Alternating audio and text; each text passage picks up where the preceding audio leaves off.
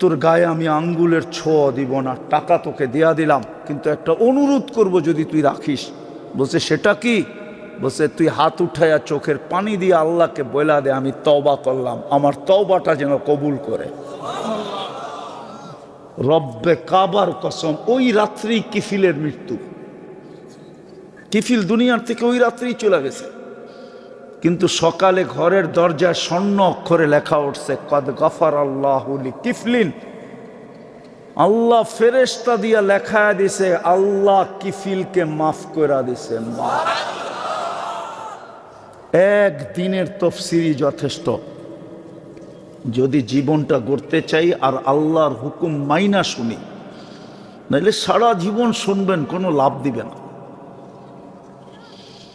আমি সারা দুনিয়া ঘুরে বলতেছি, আমাদের দেশের মতো ওয়াজ দুনিয়ার কোনো দেশে হয় না।